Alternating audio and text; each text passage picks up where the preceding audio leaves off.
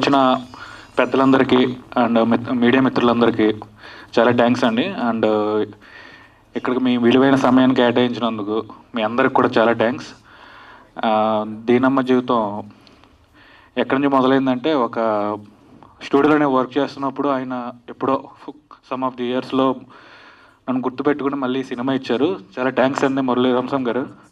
నాకు ఒక మంచి బ్రదర్ దొరికారు ఈ సినిమా ద్వారా. అండ్ ఈ సినిమా గురించి నేను మాత్రమే చాలా తక్కువ చెప్పాలి, ఎందుకంటే టెక్నీషియన్ కాబట్టి. సో ఈ సినిమా ఎలా ఉంటుంది అంటే, ఖచ్చితంగా మిమ్మల్ని ఎంటర్టైన్ చేస్తుంది. చిన్న సినిమాలు హిట్ అవుతున్నాయి అని చెప్పేసి అందరికీ ఒక అపోహ ఉంది. చిన్న సినిమాలు హిట్ అవ్వడానికి కారణం ఒక పెద్ద బ్యానర్ సపోర్ట్ ఉంటుంది.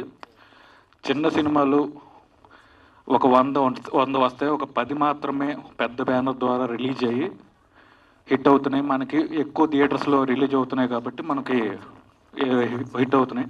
అది బెస్ట్ 10 టాప్ 10 వాళ్ళు పిక్ చేసుకున్నారు. ఇంకా 90s ఉండిపోతున్నాయి. సో అలాంటి సినిమాల్లో ఒక ఆణిముత్యం ఇలాంటి సినిమా కూడా ఉంటుంది.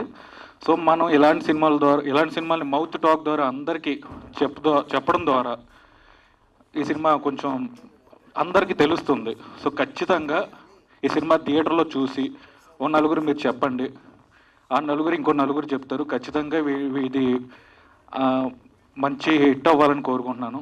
చాలా థ్యాంక్స్ అండి ఈ అవకాశం ఇచ్చినందుకు.